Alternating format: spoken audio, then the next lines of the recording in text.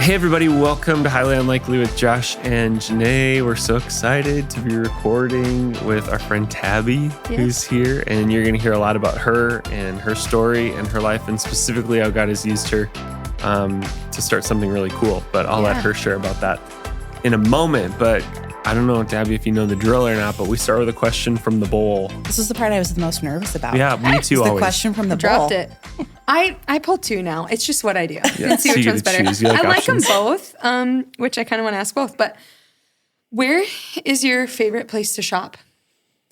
Oh. Which I would couple that with are you a spender or saver? Because that matters. Well, the funny thing is, my whole life I have been a spender until I married a spender. And then you're like, by necessity, I am not the spender anymore. You're like, we can't be ourselves. Yes, exactly. Or were you kind of like, oh, my spending's not like your spending? Or is it like, oh, no, I can't be the spender anymore? One of us has to be frugal. Yes. That's so interesting. So I just natural, not that I was a huge spender before, but I just naturally took on that role. And so now I'm the one who's like, are you sure we need to do that? Maybe we don't need to buy that. Yeah. So, no, I'm not a big spender. We actually do a lot of shopping online. Oh, yeah. Ordering Amazon has just and as easy as Amazon returns are. Oh, my Lanta, yes. So I'd say online probably more so than a store. I don't go shopping very often. Yeah. Yeah. I am a shopper. I like it. I like shopping. And I feel like it goes through seasons, babe. Don't give me that bad of a rap. But a lot of my shopping is for our kids and other people. The scariest time of my life. Wait, whoa. When have you ever had to buy a Christmas gift? In 10 years? I know. Okay, so but it let does me couple that with there we go. The scariest time of my life is when we go home or to Jenaye's home for Thanksgiving, and it's Black Friday. And we're driving from Grand Forks back to Bismarck, and Jenaye has 3.5 hours on her phone on Black Friday. I'm like, what's our budget? How much are we spending? I know you're doing all the Christmas shopping. I do tracking, though. I do a decent tracking. Yeah. I do like Black Friday shopping. I do, too. And, I think there's something okay. What store do I like? I can answer. Are you answering? You answer. I thought you answered. I thought you were going to the next I have too many places I like to shop, and I'm trying to narrow it down. I was about to give you credit for something. Oh, do it. Because I don't know this is my favorite place, but the last place that I had huge success was a place Jenaye exposed me to this weekend called Sierra. Have you experienced it? Which is the outdoor person's version of TJ Maxx. Well, was it Sierra Trading Company? Is that what it's called? I don't think so. Not. I don't know. It was in Grand Forks. A brand, so you know how it's TJ Maxx, Home Goods. Yeah. What's the other one? Marshalls. They're all under it, and Sierra's within it. So it's TJ Maxx and REI had a baby. Oh. So we're hearing that it might be coming to Bismarck. If you're the person in charge of that, we are for you. We will support you. We need more entrepreneurs to spearhead franchises. You know what? Bismarck. We prayed in Chick-fil-A. We can pray know, in come and on. now we're praying in Chipotle. There we go. We're praying in a Home Goods. I literally was like, babe, I want Home Goods so bad. Should I just start the franchise? They're coming. Okay, but I heard Krispy Kreme is coming, and I've not seen the fruit yet. I was told they bought the Gordman's building. Oh, my Home word, Goods. and that's north, and we are north. So for more on new businesses coming to Bismarck, North Dakota, join us for okay, but I would say my favorite place to shop is places that aren't here, like Home Goods. Oh, I could spend hours in there.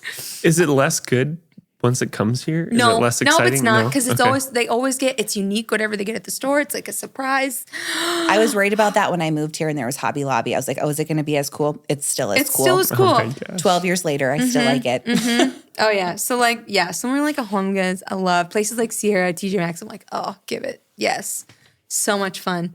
I literally had to have a sad me moment because we didn't get to shop as much as we wanted in Grand Forks, and they have a super Target. So it's just way better. Our Target is not that great compared to Fargo's and Grand Forks. And there's a joy that I get in walking through all the aisles. It just really is. I found 3 shirts for $27 in about 3 minutes. And you're like, I'm an in-and-out shopper. If Ryan goes, I'm nervous. So we've been doing this thing for a couple of months now of no spending other than our bills. Yeah. Just to really hone in our self-control with spending. And Josh is like, we're going to do that. Yeah. We've had months we've had no spend months before too. Yeah. It's challenging, but it's really good. But I have to be the one to go to the store. Because Ryan is he's the roamer. Yep. And when he roams, we can justify just about anything, especially in a grocery store. Oh, for real. Or I do like Walmart online and Costco online, all that stuff, because I do spend less. And I'm like, man, the tip and the whatever, if there is a delivery charge, I'm like, that's one item that you grab there. Of the 10 I probably would have purchased. Exactly. So I'm like, it's always worth it. Yeah. Sorry. The other question was, do you like to swim? And I just think asking a almost to have a baby lady in 13 days.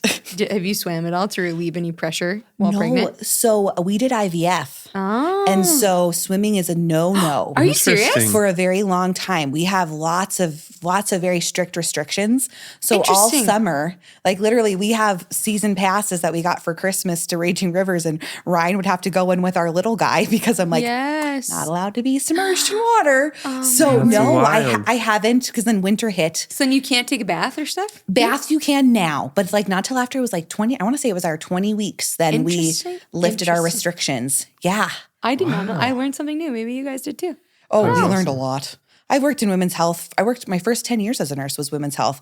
And I feel like we walked into the IVF journey and I'm like, I know nothing. Interesting. Like it was, and you'd think that'd be part of that specialty. Like you would I've taken care of hundreds of IVF moms. Yeah.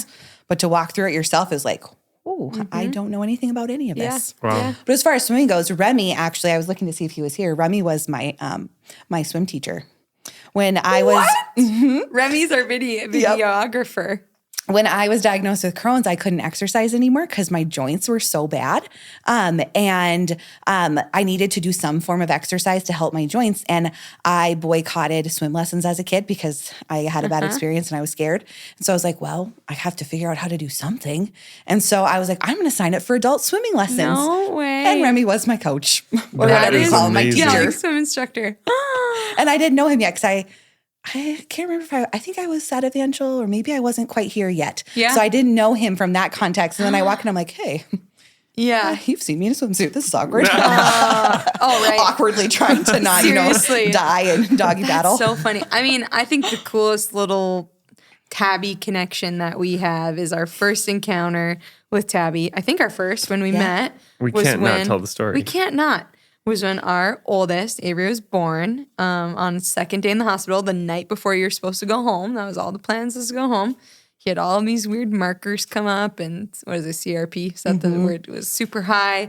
And it was like, you might have to go to the NICU. But Tabi was the one that had to deliver the news of I'm going to take him. I'm going to be coming back to take him up to the NICU. And then obviously she says or whatever, leaves the room and we're sobbing. Do you remember what happened when you told us? Do you recall? I remember the moment. Yeah, I remember. We knew each other, right? So at that time, I was not at Evangel yet, but I was leading a Bible study. Okay. And to support all the girls in my Bible study, I would go to their church a couple times a year with them. Oh. Okay. And so one of them had been was going to Evangel. And so my very first time at Evangel, you rode a tricycle across the stage. What? And I was like, what weirdness is going on here? What? The trike probably we announced with our pregnancy? I remember riding Little Horse on stage. For those people that don't go to Evangel, this was well before the horse. Okay. Well before the horse. But this is not an every Sunday occurrence. No, I very much believe the enemy just put a cloud over my eyes because had I known what would happen when this place became, it makes me emotional, when this place became my home. Right. Whew. Right. We would have been moving in power a lot sooner than we were. But so I came. So I recognized you. Yeah. So when I walked into your room, I'm like, wait a second. That was the pastor with the tricycle. No kidding. That's the guy with the interesting sermon illustration. So did we break while you were in the room? I think we held. And then when that door shut, we sobbed. And I remember putting saying my head to Josh, in my hands. Yeah. I said to Josh, I feel like she knows Jesus. I just feel like she knows Jesus. Because you just know, the peace of God, and the Holy Spirit being within someone. So in that moment, and then I don't know if you were in the journey other moments, but I remember you showing up in church and kind of sitting near the front and recognizing oh, that's the nurse from the NICU. Really cool. She's seen us in our brokenness. That's the beauty of nursing, though. That's probably one of the reasons. Not probably. It is one of the reasons I became a nurse was to be with people when they're in their most vulnerable situations. Right. It's such a heart-wrenching but beautiful thing to be able to do. My grandpa had a horrific car or motorcycle accident when I was in high school, and I was all set to be a teacher. I had a college, I had a roommate, I had a dorm, it was all set. And then he had this accident hundreds of miles from home, and when we went to see him, I was just dumbstruck by the nurses. Like they were coming in on their days off to see him. They knew all of us by name from our pictures. And when I left, I was like, I want to do that. Mm-hmm. And that kind of a quality of nursing, right? Yes. Like, wow. I was like, this is what I want to do. I might get squeamish with blood. I might not really like it when someone throws up, but I'll get over that. Yeah. And I went home and I changed my major literally a week before the deadline. Wow. Got into a completely different university, completely different town. Wow. But for that reason, because that's so cool. And my first 10 years, like I said, I was mom, baby, labor, delivery, NICU, peds. So you get to work with people on the happiest day of their life. And then, like in your guys' case, is one of the hardest days of your life. Right? Seriously. Yeah. Oh, just cool. Cool what the Lord has done, the journey. But we brought you on the podcast because we want to talk about specifically, I mean, there's a lot of different things nuanced within it, but specifically something called parking lot prayer warriors. Did I get that right? You did. Yes. And really like this highly unlikely thing that like you probably never was like, this is what I'm going to do, or, and the Lord led you in. What are you going to? Well, I was just going to say, we were kind of talking before the podcast started and you mentioned it already, but you said when I was diagnosed with Crohn's. Yes, yeah. And I know that's a big part of the launching of where we want to get to today with Parking Lot Prayer Warriors. But tell us about that. And just how Parking Lot Prayer Warriors came to be. Yeah, but what happened through that journey and how that led to this thing? Yeah, absolutely. So I was diagnosed with Crohn's disease, probably 8 or 9 years ago now. It was a very long process to get me diagnosed. I was very, very ill. My body was completely depleted by the time they were able to actually diagnose me with something. It took over a year and a half, 3 different doctors. And I was Can you define Crohn's for people who don't maybe understand what it is? Yes. So Crohn's disease is an autoimmune disorder that directly affects the GI system. And so what it does is essentially with autoimmunity, your body stops recognizing what's good and what's bad. And so you have an immune response in the body that attacks good cells. And it can manifest in a lot of different ways. So some people have MS, some people have rheumatoid arthritis, some people have ulcerative colitis, some have Crohn's disease.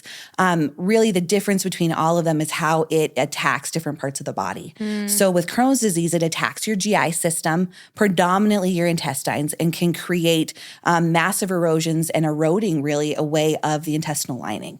When I was diagnosed with Crohn's, I read a statistic that that Crohn's was one of the top 10 leading causes of death among women under the age of 60. Really? Yes. Blew my mind. What? I had no idea. And in addition to that, I can't remember the exact percentage, but a very high percentage of Crohn's patients will actually lose portions of their bowel over the course of their life due to these erosions is the best way to describe it. I was like, well, I don't want to be one of those. So I remember when I got diagnosed, the doctor told me that that this was something I'd have for the rest of my life. There was nothing they could do about it. They could give me medicine. Medicine doesn't always work, and insurance doesn't always cover it. And that was the directive I got on a chronic illness that I would supposedly have for the rest of my life. Yeah. And so I, being a nurse, knew that was just had to be inaccurate. I said it was against everything I know to be true about healthcare and about the human body. And so I went home and started doing my own research and found a lot of really good information about things that I could do. Now, I did end up needing medicine eventually, which is very common, but there was actually a lot I could do to help myself feel better. In the process of all of that, Crohn's autoimmunity in general is very, very hard on the human body. And I had been sick for a very long time, we found out, prior to me being diagnosed. What kind of sealed the deal in my diagnosis was all of a sudden my joints started swelling horrifically to the point where I was on crutches to walk because my knees were so swollen you couldn't even see my kneecaps.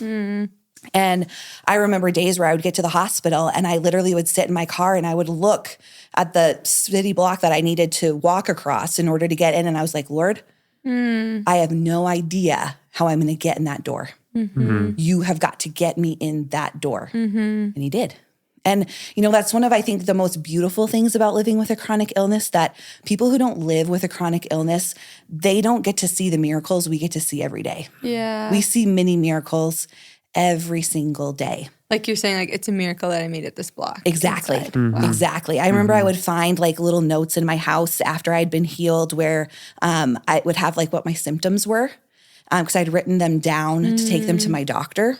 And I would just look at this and be like, oh my gosh, Lord, I haven't experienced that in a month, or I haven't experienced that in so many weeks. And so just these like little things that would happen, these little like God moments throughout all of it that you really don't get to experience. Not saying I wish chronic illness on anybody. Like if you can make it through life without that, more power to you. Yeah. But there is some beauty that can be seen in that. And so as we journeyed through this, I did end up getting put on medications, which helped a little bit, but didn't help completely. And so my stepmom, who is a very spirit-filled woman, loves Jesus with all of her heart. I was home visiting, and she's like, Tabi, there is a church in California, 6 hours from us, and they have multiple confirmed healings of Crohn's.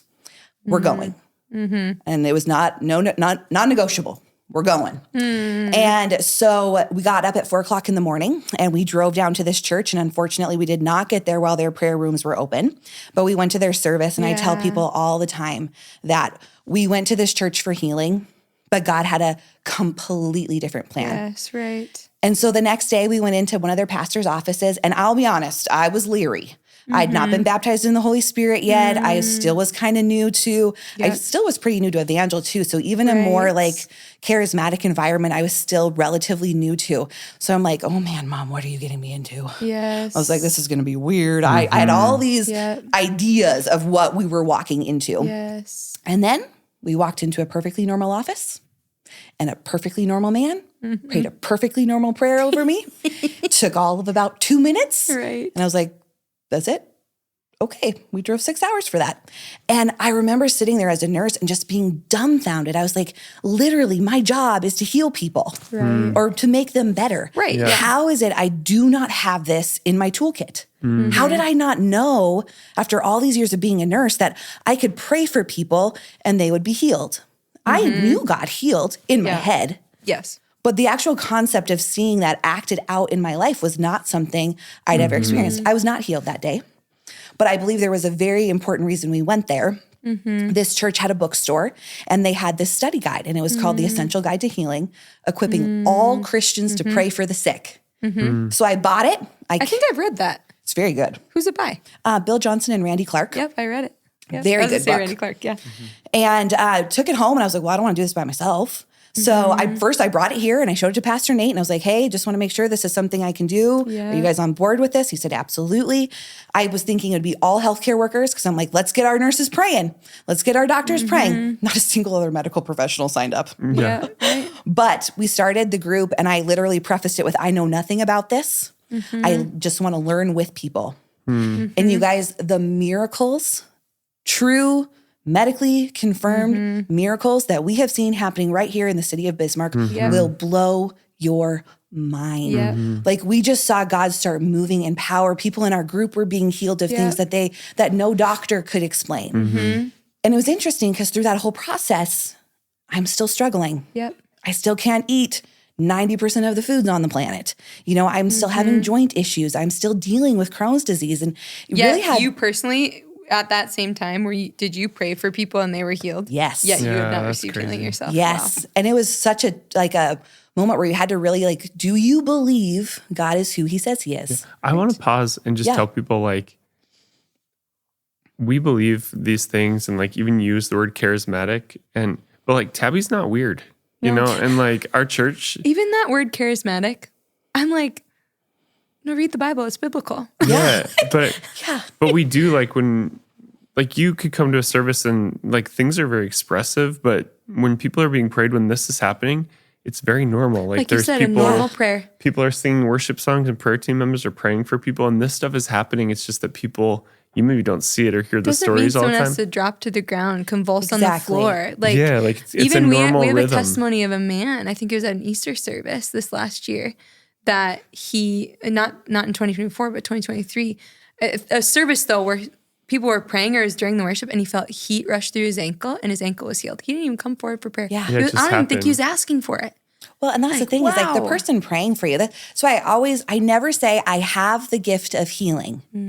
I always say the gift I move in most frequently is healing because it's not mine. Which the Spirit allows. Exactly. Yes. It's not It's mine. funny. I had a moment where I was miraculously healed too, and it was not this major boom, pow, wow thing. Yeah. It was just like it happened. And I prayed for a couple of friends and they were healed right after that because I had the faith for it. Yes. And one of my uncles started calling me Josh the healer, because people so quickly are like, oh, it's you, or it's something you have. And it's like, no, this is partnering with Holy Spirit and something that God gives us authority to do. Right. Yeah, and we're to simply walk the in. conduit. Yeah, Yes. the conduit of it. Yeah. I love You're the that. I love mailman. that analogy. Well, you're the extension cord. Yes. Like you carry no power on your own, but when you're plugged into the source, then God's power can flow through you. Okay, sorry, I interjected. Yeah, go but ahead. yes, No, so you're praying, that's okay. you're walking through your own struggle. Walking you're praying through for this people struggle, that are praying for being people, healed. seeing people miraculously healed, like people from like major issues. And of course, there were Is moments that where in your work context or was it more in the Both. church? Okay.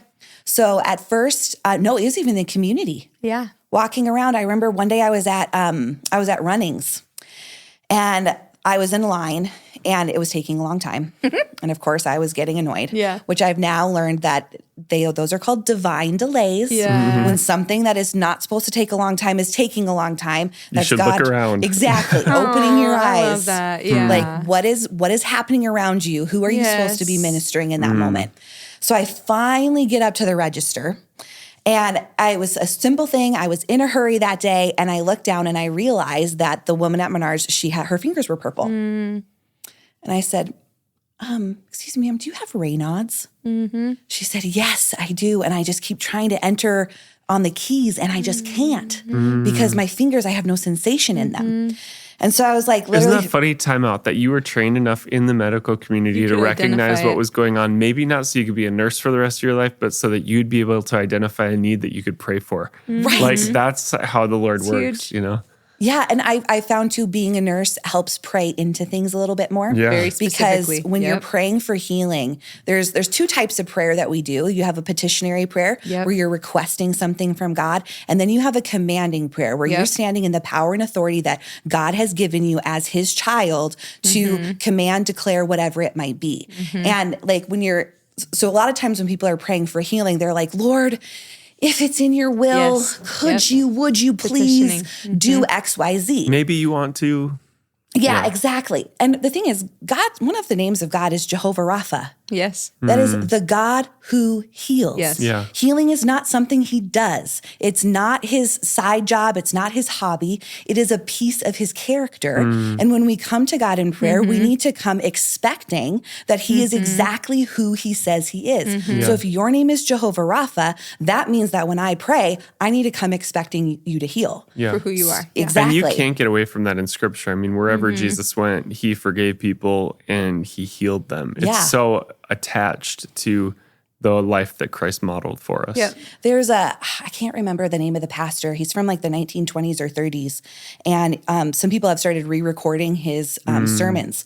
And he actually gives a really amazing sermon on how the gospel and healing are tied together and how we've separated them. listen to that. Yeah. However, they really go together. And so when we're doing these petitionary prayers, we're essentially, it's like God comes to you and says, Jenaye, I'm going to pay for your gas. And then you turn around and you're like, oh, Lord, please, would you just pay for my gas? I just need $5. He's like, I literally Maybe already if you told want you. to. Yeah. I already offered it, right? Yes. Exactly. I already Yes. offered it. Whereas a commanding prayer is when you come forth and you just say, you know what? Pain be gone in Jesus' name. Yep. You speak It's to the simple. illness. It's to the point. But as a nurse, I find that it kind of has given me a little bit of a knowledge base to really pray specifically about an immune system or on a cellular level or something like that. So anyway, we're in Runnings. Raynaud's. Yes. Raynaud's and Runnings. Raynaud's and Runnings. And I see these purple fingers, and then I start, bargaining with God. Yeah. I'm Right. like, well, Lord, the line was really long and it took a long time to get here. So if you really want me to pray for her, don't let anyone else been get there. in line. Was there about a week ago. Yeah. Yeah. If you really want me to do this, don't let anyone else get in line. Every other line in Runnings has like 6 people in line and mine is empty. Okay, let's try this again. If you really want me to pray for her, then don't let anyone be in line by the time I'm done paying. Yeah. Or Delay. whatever it was I was doing. Yeah. Everything I threw at him, it happened. It happened. It happened. Right. So finally I was like, okay, ma'am, this might sound a little weird. I said, but I'm a Christian and I believe that God still heals today. And I feel like I'm supposed to pray for you and pray for your Raynaud's. Sometimes when we pray for people, they're healed, and sometimes they're not. But I'd really love the opportunity to pray for you. Gosh, I love that approach. That is what people need to learn. When sorry, how you approach it, I'm like, that's how Christians should approach it. I mean, sorry if I scared you because I yelled into the mic. There's so many different ways, but we talk about, like, we've been talking so much about when you have a word of knowledge or you're going to pray for somebody for healing, like the way that the spoon you use matters if they will take what you're offering. Like the delivery matters. And so for you to say like, hey, this might sound weird, but I'm a Christian. Here's what I believe. And can I, like, just that approach and the humility of it is so good. Yes. It's okay. just a good lesson. You said that. Yes. Great. And so she's absolutely. And she started crying. Yeah. I prayed for her, right. prayed for her Raynaud's. Out the door I walked. I have no idea what happened after that. The interesting thing, though, is that in all of the people, so my best friend also moves in the gift of healing pretty frequently as well. She gets pretty strong words of knowledge for people's pain, discomfort, things like that. Yep. And we have only, in all of the years we've been praying for people out in the community, just totally randomly at the grocery store or whatever it might be, only one time has someone ever said no to prayer, and they were a believer. They were a believer. They were a believer. But potentially a believer that didn't believe that that healing stopped with the or apostles. they didn't think they needed prayer. Right. Because here's the thing. If someone doesn't believe in God and you offer to pray, what do they have to lose? Right. Yeah. If God exists and he's as great as you think he is, then of course he can heal me. Try. Give it a whirl. I think it's harder sometimes for believers because they're like, what if I let them pray and nothing happens, and that puts a faith crisis in my soul? Yeah. I So- love that preface though, because Jesus, the reality is when he walked the earth, he did not heal everyone in the earth at that time, right? Correct. So that's which we're going to, I already have a pre-planned question to get into that a little bit, but we're going to let you keep going. Sorry. Yeah, so I was, in the community, as God would bring people forward, I would pray for them. And then I really started asking, Lord, what does this look like at work? Because how do I reconcile that when every single person who comes to me is sick, is in some need of healing? And then there's also work stuff. I remember working at the hospital, and it's like, gosh, you don't want to be in trouble. And Exactly. Yep. And so I would kind of just ask for discernment, should I pray for this person? Should I not? That kind of thing. For a while, I even just worked it into my introduction to all of my patients. Like, hey, before I start my shift, I always like to offer to pray with my patients. What can I pray with you? What can I pray for you? Because sometimes what you're in the hospital for is not what you need prayer for. We love the idea of physical healing because That's it's obvious. so good. But there's often some an internal. healing, it's, forgiveness. Yeah, even things the, like that. the story of the paralytic who is, sent through. What's the first thing Jesus says? Your sins are forgiven. Yeah. Sometimes there's a heart issue that needs to be realigned long before a physical issue needs to be addressed. And so kind of asking them, what do you need? Sometimes so they would good. ask for prayer for what they were in the hospital for. Many times they didn't. I have one story from work, though, that just blew my mind. So we know that, so to give context to the, obviously the supernatural and gifts of the supernatural, the purpose of a miracle is not for the person receiving the miracle. The purpose of a miracle is always, always, always to point people to God, to his glory, to his goodness, to draw them into the kingdom. It's a sign, Always. And so sometimes you have to remember that when you're praying for people. And I had one day, I work in same-day surgery now, so vastly different. In fact, I was very nervous when I moved away from kind of inpatient nursing into same-day surgery because I was like, oh man, I'm not going to build connections with people as deeply. Am I going to have, I had an opportunity one day in NICU where a baby was actively passing away, and my director called me and she said, I need you over here and I just need you to pray. And literally my job in the midst of a code in the middle of NICU was to stand there and be praying over this baby. And so I was like, but I'm not going to get those opportunities. Yeah. You just go tell God what you think is going to happen. I've had more opportunities to pray for people in same-day surgery than I ever imagined. Wow. But there was one day I was working and there was an elderly man. I'd seen him go back and forth to the bathroom multiple times, and he had a walker. And I saw him go into the bathroom one time, and there were no other nurses around. And I was thinking to myself, Lord, please do not let me be the only nurse at the nurse's station when this call light goes off, because I don't have time. I've got all of these other patients. I don't have time to and this sounds like a terrible thing for a nurse to say, but being real, get him back to his room, get him settled, all this stuff. Well, lo and behold, guess who the only nurse is at the nurse's station when the call light goes off? It was me. So I go and I help him back to his room, and we were talking about his procedure, and he was like, well, I just really hope that they're able to see what they need to see. And we do a lot of colonoscopy cases. And I was like, oh, well, was your prep not good? Thinking something medical. He's like, no, I've actually been bleeding for months and they can't figure out why. And I'm afraid that there's going to be so much blood, they can't see what they're doing. And I just got this nudge. Like, okay, I'm supposed to pray for you. And I don't get words of knowledge typically, like feeling someone else's pain or something like that. I get this like flushed feeling, like really warm. And I'm like, really, God, I already didn't have time to get into their bed. Now we're going to pray. All right, here we go. And so get him back into the room and get him all settled. And I said, would you mind if I prayed for you? He said, absolutely. Please pray for me. So I prayed for him and he starts crying. His wife starts crying. And when I got done praying, he said, honey, I need to tell you why it's so important that you asked to pray for me. Here I'm thinking we're praying for healing. I'm thinking we're praying for test results. Those are the things we prayed specifically for. And he said, I was like, I'm going to get my years a little wrong, but about 15 years ago, he was in the hospital and the doctors told him he wasn't going to make it throughout the week. And someone felt like they were supposed to come to the hospital and pray for him. And they came to the hospital and they prayed for him and he left the hospital. That was 15 years prior. 5 years prior to this incident, he had a major decline in his health. He's an elderly man. He was in the hospital. He did not think he was going to make it. They had the family preparing for his death. Someone felt like they were supposed to come and pray for him. And they showed up at the hospital and they prayed for him. And so he said, by you coming and praying for me right now, God was reminding me that I was there then and I'm here now. I saw you then and I see you now. I healed you then. I'm going to heal you now. Wow. And so it's sometimes like you have to get your pride out of the way because here I'm like, oh, I'm so big. Guess what? My patients were just fine the whole time I was in that room with him. And that had absolutely nothing to do with me. It had nothing to do with a gifting or anything like that. It had everything to do with a man feeling seen and heard by God. That just makes me emotional because that is what it's all about is like his takeaway was God sees me. And just helping people to see that God sees them and cares about them. And man, I just love that. I have a couple questions too, and I want you to resolve your healing story. Yeah. Well, can we come back to it? Let's bring it in a wraparound in a minute. Let's do it. Because you said a couple things that I just want to help people with because I think there's people that are thinking through these questions. And one of them is like, Jenaye alluded to it, like Jesus didn't heal every single person he encountered.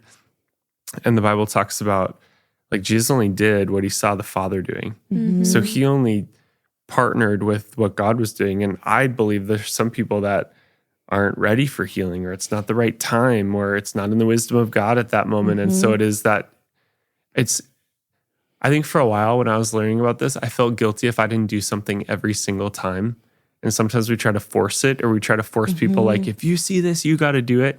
And it is really like that nudge or like allowing the Holy Spirit to lead you in knowing like, okay, is this what I'm supposed to do in this moment? What do you think about that or how have you experienced that? No, I completely agree. Actually, so when I was in college, I did a mission trip where we were in New York City for the summer and working with at-risk adults and teens, the homeless. And we actually had to be homeless on the streets of New York for a week. And after to like understand. To be able to fully grasp what it is to be homeless. And I remember after that simulation was done, being on the subway and seeing all these people panhandling. And one of the things we really had to reconcile was who do I give money to? Who do I give food to?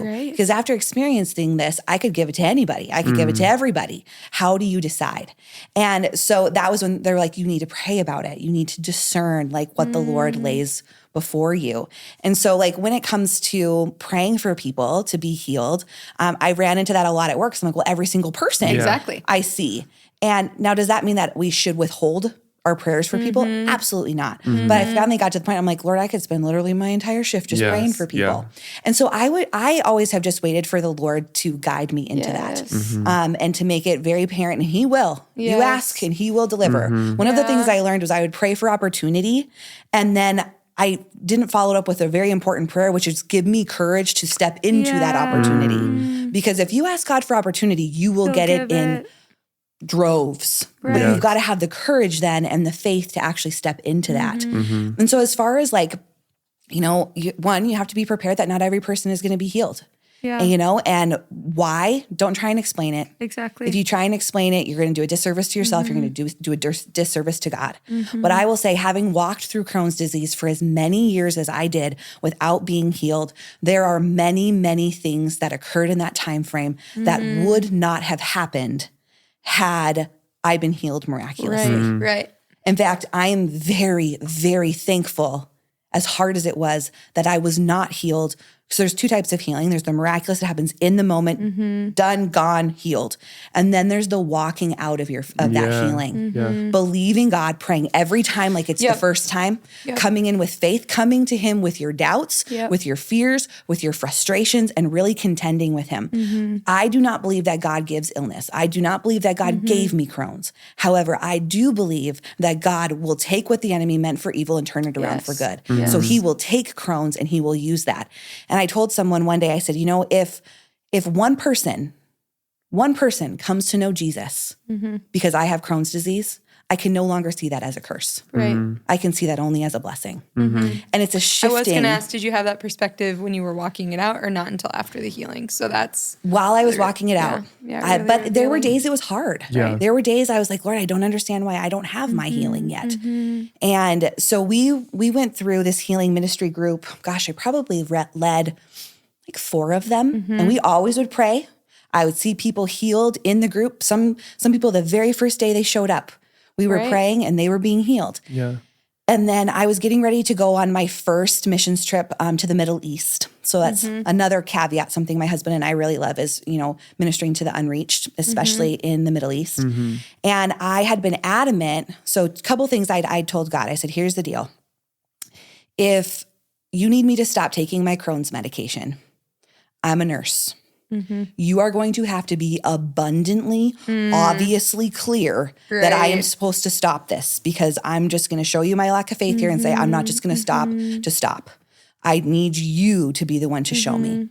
Well, sure enough, at one point I got diagnosed with mono. Mono is a cancer-causing virus, and the medications that you use to treat Crohn's suppress your T cells, which are what fight against cancer.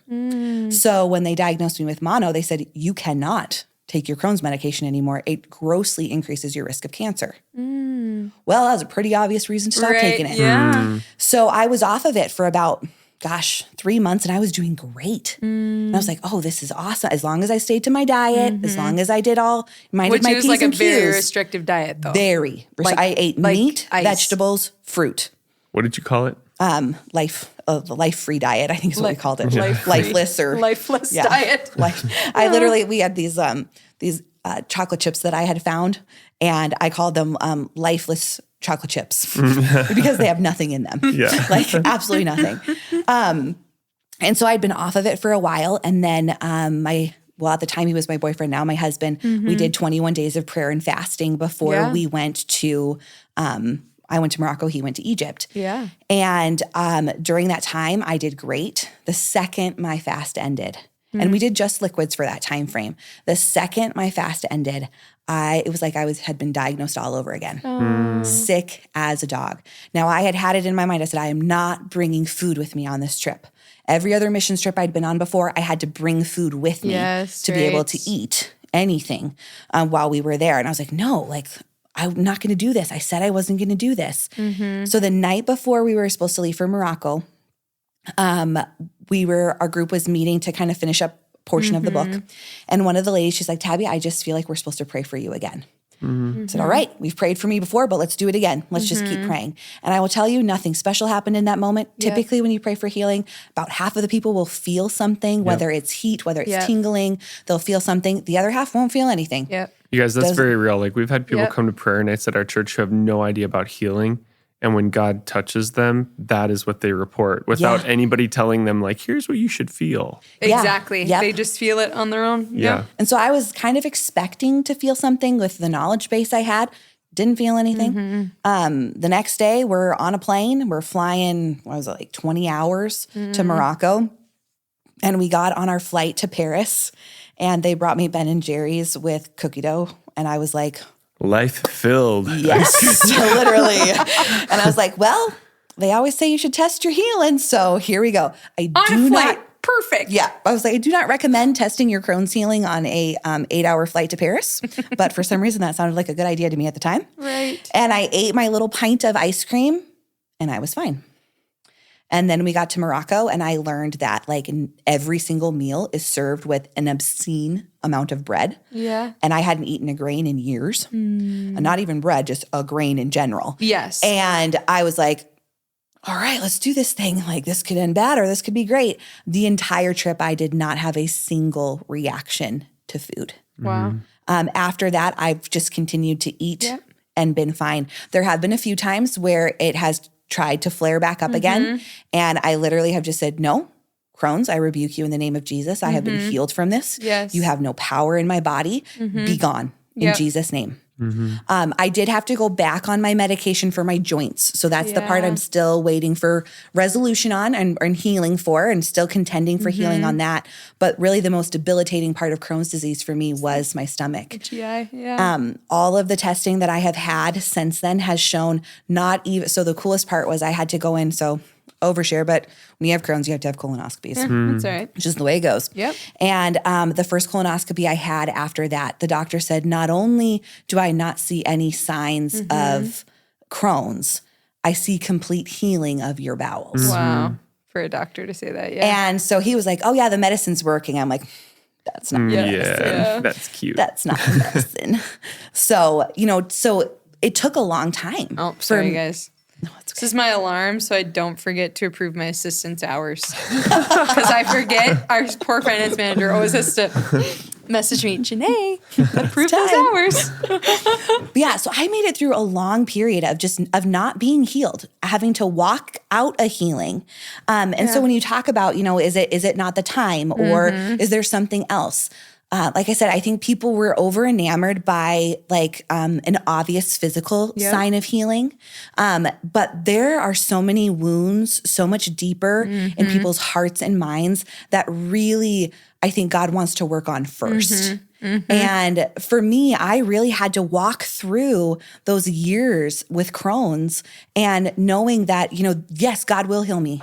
I have to believe for that. But the testimony I can share with other people now, I feel like if I had just been instantaneously healed, the number of people who've come to me now with autoimmunity, I can speak so much more deeply into there because I'm like, I've been there. Right. I know how hard it is to contend and intercede and intercede.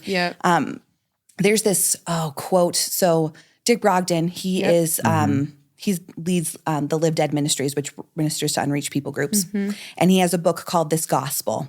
And it's a compilation of a lot of different sermons. And one of the snippets in there it's so profound and it's so beautiful. And it's an email that he had received from someone else who also works with the unreached. And reading it would be amazing. I'll give you guys the synopsis though of it. But basically what this guy was saying is he's like, I think there's a different type of glory that God receives when his people pray and pray and pray and nothing happens. And they pray and they pray and they pray and the heavens are like stone and nothing happens. But they pray and they pray and they pray and nothing happens. And he said, I just imagine God looking at the devil and saying, devil, do you have anyone like that? Do you have anyone like that who is so devoted to you, who is so sure of who you are? Do you have anyone like that? Yeah, right. And that just gave me so much heart because I was like, you know what, you're right. This is my devotion to you. I believe you. I believe you are exactly who you say you are. Yeah. And no whether matter that what I see in the natural or in the physical, Yeah, and we like when I was in Israel, one of the things that I learned is we are so Western in our thinking of like even that question of why doesn't God always heal? And we just want this black and white Western way of thinking. It's one way or the other. And that is not the frame of the gospel. That is not the frame of, not every worldview even thinks that way. It's like there's so much more complexity to God's glory and the eternal glory that he's achieving in us outside of a yes, no on this one specific thing. And that's the beauty that you find in longevity and the beauty that you find in long suffering and the beauty that you find in persevering prayer that you don't achieve. It is not in our benefit to always get what we want. I was just watching somebody get prayed for this week, and as I watched them get prayed for, my heart was so moved with compassion that And when I'm moved like that, my prayer becomes, come on, Jesus. Like, we've heard of your fame. We stand in awe of your deeds. Renew them in our day. Like, come on. Yeah. But I have to, at the end of the day, submit myself to like, I'm praying with faith. I'm praying with compassion. When Jesus felt those things. I'm not praying with persuasion. I'm not here to persuade God, right? I'm praying with faith. When Jesus prayed that way, like, people are healed, but I don't get to dictate the result in this situation, you know? And we so Americanize. So my mentor, her and her husband served as missionaries in Vienna, Austria, and ministered to people who had lived through World War II, who lived in communist Russia, that kind of thing. Wow. And she had shared this with me, and it totally changed like my framework and thinking. We love the verse that God works out all things according to the good of for those who love him. That's a wonderful verse. But you can't stop there, because when you go 2 verses down, you learn what the good is. The good is becoming like Christ. Yep. So it's not God works out everything so that I'm wealthy. God works out everything so I have a nice life. God works out everything so that I'm healthy all the time. Said, no, God works it out for the good. The good is that I become more and more, I conform to the likeness of Jesus. And nothing, I feel like for me personally, has conformed me more to the likeness of Jesus than having to persevere, having to overcome, having to have faith when it doesn't make, I mean, my husband was diagnosed with cancer 2 months before we were supposed to get married. To walk into marriage with a cancer diagnosis and an unknown without Jesus, I can't imagine that. There's a quote, I can't think of how it goes, but it's like, God achieves glory in a lot of ways in our lives and conforms us to the image of Christ. And one of the tools is suffering. And we don't really like that one, but it's truly one of the tools that he uses. Okay, we're going to run out of time. And I want to bring this around to Parking Lot Prayer Warriors. And like, whole reason we started. Which brilliant conversation. But it all prefaces exactly why, right? I mean, I honestly just like, even like prophetically in my spirit, I feel like God is going to use this conversation to lay the groundwork in our church and people's lives to experience God. I was thinking that because we talked about you being on the podcast probably 2 years ago. And I thought, no, even the Lord's timing and when, and even if this podcast is for the people of our church, and I would even say what God's doing in capital C Church. Globally. Well, it sets a framework for faith. It sets a culture of faith. Right. And that's the whole point of the testimony. Testimony means to do it again. Jesus overcomes the enemy by the blood of the Lamb and by the word of our testimony. So if someone hears, even just hears, hey, he did that for her. Hey, he did that for them. It inspires the faith. Do it again. That is one thing too to preface though, is when we look at the people who Jesus healed in scripture, or not even just Jesus, but his disciples, they're of all levels of faith. I'd been very hurt by someone in a church in the past who told me my Crohn's hadn't been healed because I didn't have enough faith for it. That is not biblical. Or people saying because you're in sin. Right? You need to, or you have something. And that is not biblical. We see people with no faith and we see people with great faith. What is most important is the person who is praying. Are they praying in power? Are they praying with faith? Are they praying with eyes that see and expect God to be exactly who he is? Right. But yes, I feel like these stories are so important because it just creates that culture of faith. So how did parking lot prayers, PLPW. Yeah, that's what we call it. It's acronym, PLPW. Seriously, I love that. Come to be. Because was it 2020? 2020. Okay. So we got back from Morocco. The Morocco. trigger year for us all. Yes. We got back from Morocco and the next week the world shut down. No way. Yep. Literally ran into a guy on the subway in Paris while we were lost. And we're like, oh, what are you doing in Paris? I'm from China. We all collectively hold our breath as we're underground You're like, in a subway. And I'm like, maybe don't lead with that. But he had been traveling and couldn't get back in to China. So it was safe. That works. But so anyway, we get back the next week, the world shuts down. Wow. And as a nurse, my world didn't shut down. I still had to go to work every day. Your world amped up. So one of my first weekends that I worked after that, I was working in NICU that weekend, and I was walking in and out of the hospital. And where the nurses walk in and out is the visitor parking lot. And it's interesting the things that you don't notice until they're gone.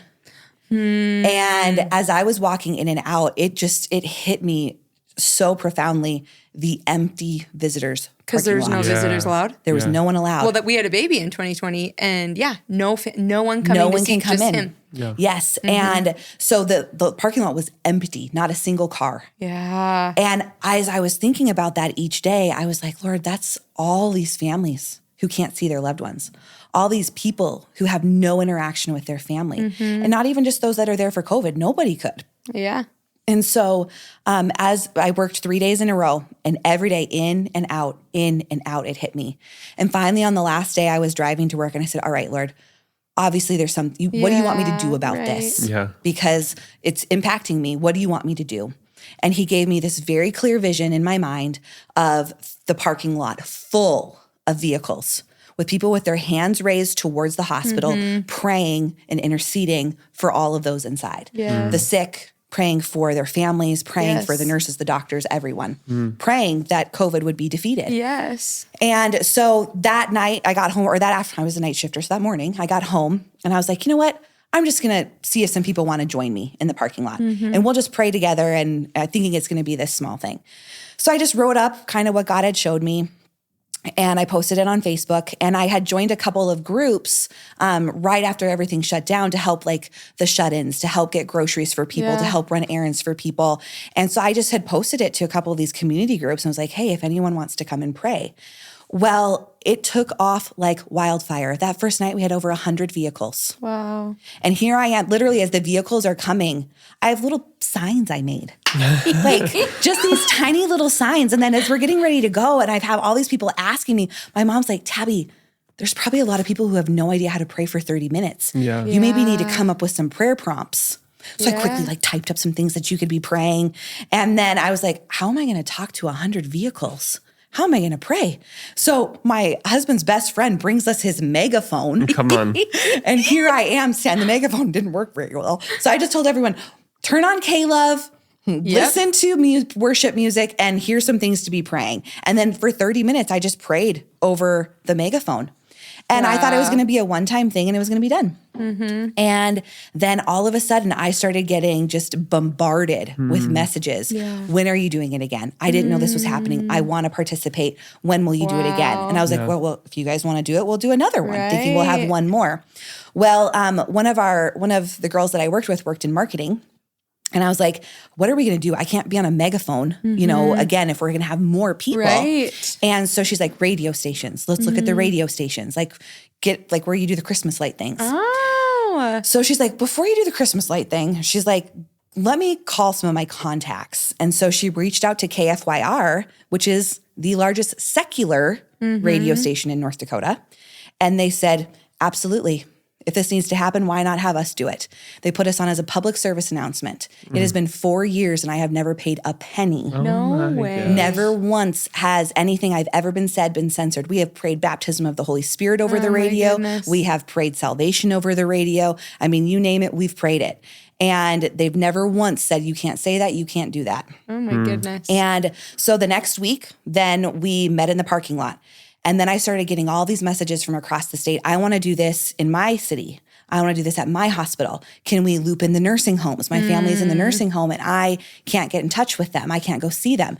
So over the course of, maybe the first month, we had over 20 sites across the state of North Dakota. Oh my gosh. We had people tuning in even from other countries, from other states to participate because you could get it on iHeartRadio. Yeah. And so essentially what we started doing is I just, instead of using like K-Love as the radio, I then each week had to put together essentially a message. And so it was worship, a prayer prompt, worship to prayer prompt. So then kind of give them something specific to pray about and then worship music as well. And we did that every single week for 1.5 years. Met in the St. A's parking lot and across the state of North Dakota. I want to say, it's been a couple years now, but I want to say at our height, we had like close to 30, if not over 30 sites across the state of North Dakota that met at the same time every week. And they could tune into the same like radio station. Really? Because KFYR is across the entire state. Yeah. So they would just tune in where they were at and no matter where you were, you could participate. So some of my favorite stories were the nursing homes.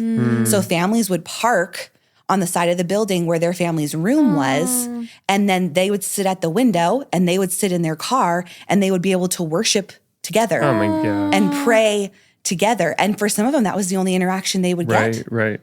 with their family members. And then at the end, we would, everyone would honk their horns. And so everyone in the hospitals, everywhere where they were, knew like they're here. Right. The hospitals, some of them would even announce it. The prayer warriors are here. If you look outside the window, you can tune into this radio station. I'm crying. I I'm like, know. it's just so beautiful. Yeah. And so we prayed for healthcare workers. We prayed that COVID would be defeated. We prayed for those who were sick. Being in healthcare, I kind of knew the trends of what was happening. So as things would spike or go down, we could pray thanks. So And specific. yeah, we could pray very specifically about what was going on. And so after about 1.5 years, it kind of dwindled. We got down to the point where we were probably at like 15 people a week in the car. Is that like once, everyone's back, like you can visit? Yes. So like the visitor parking lot's probably full again? It wasn't full, but it was, people were able in. They were in now. And I Yes. think the fear of COVID had really diminished. Yes. And that was something that we really prayed for too. I said, this is not fear-based.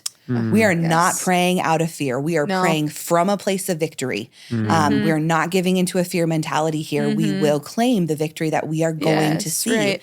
And You probably taught a lot of people how to pray through it. Yeah. Don't I you never think? thought about that. Yeah. I mean, seriously though, I think if someone just like, I'm going to How be to there really for pray. how to pray. Wow.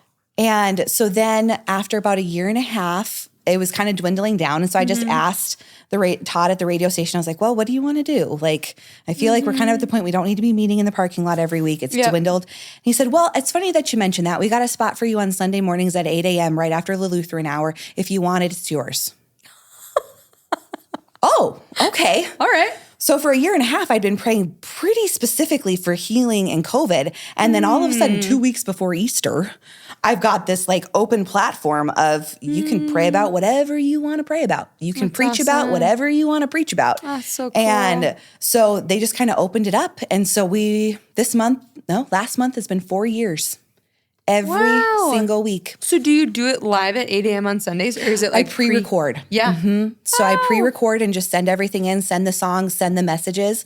I cannot tell you how many times a message that God gave me, I come into church and you're preaching the same scripture or brings something. And I'm unity. like, That's the spirit. God's moving somehow there. Wow. But it's even That's the times so I've thought cool. about quitting because like radio's hard because you don't see you don't see engagement. So you don't know who's listening. You have no idea. Yeah. And then I'll meet a farmer who's like, hey, I can never make it to church on Sunday mornings, but I listen to you at 8 a.m. every morning Wow. in rural North Dakota. Right? Yeah, come on. Yeah, you never know. I had one day a patient, they were not even my patient. And I'd really been thinking like, gosh, maybe it's time for us to be done with this. I don't know what our reach is anymore. It is a lot to put a message together every week. I do not envy you. And yours are longer than mine are. So, I was just like, I think it's time probably to be done. And I was just wrestling with it. And I happened to walk by a room and a lady said, I know your voice. And I came and I was like, oh, really? She's like, yeah, we listen to you. And I was like, oh, you do? She's like, we've listened every single week since you started. Oh my God. We were in the I parking feel lot like that's with you. something like your mom. Like she listens to the Oh, yeah. radio like Yeah. religiously. You know what I mean? Yeah. Like, yeah. And then I was like so encouraged by that. A couple months later, I didn't get the opportunity to tell them like what I'd been walking through. 2 months later, they come back. Same day surgery again. And I'm like, you guys look really familiar. And they're like, yeah, they kind of remind me. And I said, oh my word, you guys, I have to tell you. I was at the point of being ready to give up. I thought it was done. Wow, And yes. you got the opportunity. You spoke life into it. Right. And we kept going. And then they prayed for me. And it was just beautiful. That's so Oh man, cool. when the ministry sows back into your life, like someone that's received, then like Yes, pours it's into so you, that's beautiful. just such a gift. And it's funny because God told me many years ago, you will speak. But the vision he'd given me at the time was on a stage, like conference style more so. It took me several months of being on the radio before all of a sudden I realized, oh, this is part of what you meant. Because I didn't put the two together. I never would have thought radio. Yep. I never would have thought. Yeah. But What opportunities? exactly. That's so good because We've been talking about this so much. Of God, it gives you a word you can't fill in, or a vision you sometimes can't fill. or sometimes we think the end product has to look this way and we fail to see that God did it. He His just fulfilled it creativity. differently than we Yes. expected him to. And sometimes when we pigeonhole ourselves in that, like I've been taking my Bible study through Exodus right now Yeah. and through Moses. And Moses, he's raised up up as this prince of Egypt. Historians believe he was actually being groomed to be the next Pharaoh. Wow. When you look at the resume of his life when he's 40 years old, he is in the perfect position to deliver the Israelites. But he tries to do it in his own strength. He tries to do it in his own power and the way that he thinks it's supposed to be.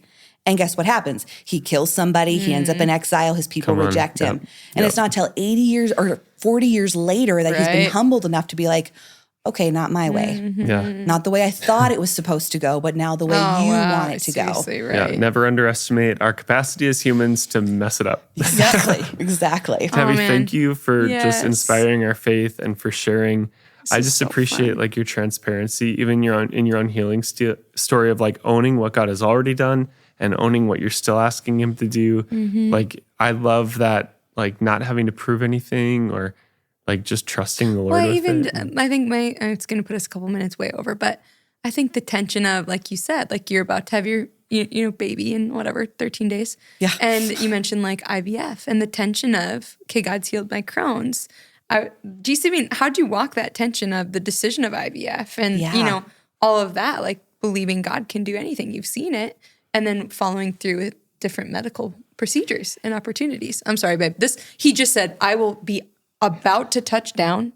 And then it's like a gust of wind. The plane needs to go back up. Sorry. We are going back up again. So, the funny thing is with IVF, so I was healed of Crohn's. Yes. My husband had cancer. We walked through that in a very miraculous way. God just really, through prayer, Ryan was diagnosed with cancer, and then he had to have gallbladder surgery literally the day after we found out about this. And I remember the first day that I finally could just sit in it. And God, I was reading Dangerous Prayers by Craig Groeschel at the time. Amazing book, holy buckets. And the prayer that night was, Lord, break me. I was like, I can't pray that. Yeah. Like, Lord, if I pray that means I'm 32 years old. I've waited a long time for this guy. That means that you could take him. Right. And God was very clear. He said, Tabi, if I take Ryan, am I still good? Yep. Am I still worthy of your praise? Will you still serve me? And I had to choose in that moment what was most important. And even as hard as it was, I said, well, yes, Lord. Yeah. Even if you take Ryan, you are still good. You are still worthy of my praise. I will still serve you. I will still worship you. And said, okay, Lord, break me. And in that moment, the peace that I felt was so overwhelming. I cannot even describe it. It's like the Philippians piece that we learn about that defies all understanding. And so there was just this peace that came. And so as we walked into the IVF process, I'm going to be really honest, we were very fortunate in the fact that we had not struggled to get pregnant. We had structural issues that ended up being diagnosed, and they said, this is your only option. I'll be very honest, if my husband was not as adamant about having at least one, and we're foster parents, so we're very pro-adoption. We are very, we bring children into our home who need love, who need a place to be. But my husband's like, I would just like one biological. If he wasn't so adamant about that, I would have never done IVF, I'll be perfectly honest with you. But we decided that was the journey we were going to go on.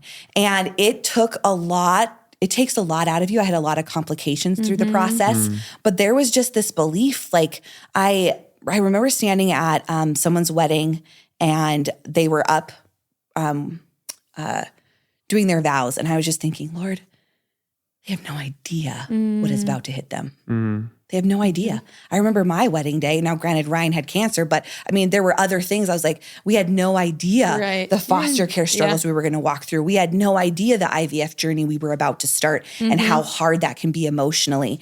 And God very clearly said, I built the foundation. I built the foundation. And I just had this image in my mind of, on Aladdin, when they go to steal the lamp right away and then all of the sand starts falling, and of standing on a pillar and all the sand is falling all around, but we're standing on the solid, because they sang on Christ the solid rock I stand. And even though the sand was whipping us in the face and the wind was blowing and it wasn't always easy, we were very firm on our foundation. And I built it. I built it. And I was like, okay, you built it. Right. I guess that means we're going to be fine. And just remembering like be fruitful and multiply. You know, that was the directive. Now, be fruitful and multiply might look different to different people. That might look like adoption. That might look like IVF. That might look like foster care.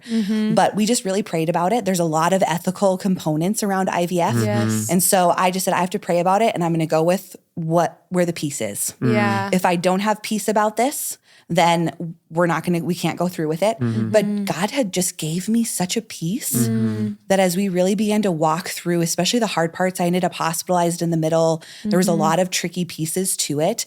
It was just like, you know what?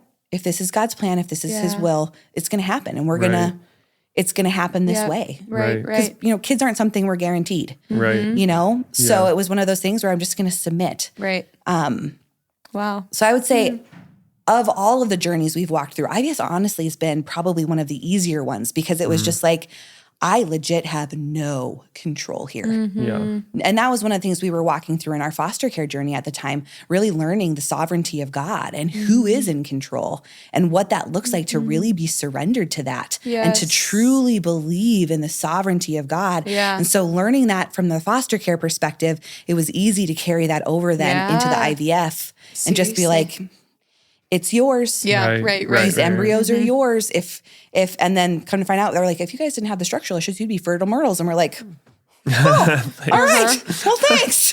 Right. we were fortunate that we were successful our first transfer. So that doesn't always happen. We came in with very realistic expectations and just really trusted the Lord through it. Right. Yeah. Well, thanks for sharing that. Thanks for sharing. Yeah. Yeah. That's an encouragement to people I know. Yes, for sure. It's not an easy process, but if he brings you to it, he gives you the grace to get through it. So. Yeah. Right. It's so good. Well, this is fun. It was fun. You made me cry. Well, the Lord made me cry, but it's a long one, but it's a good one. Yeah, it is good. It's so good. Thank you for sharing. Thank you so much. It's great to have you. Absolutely. If you guys listen, if you made it to the end, congratulations. Rate, subscribe, share. You know we'll say that every time. So we love you guys. Until next episode. See ya.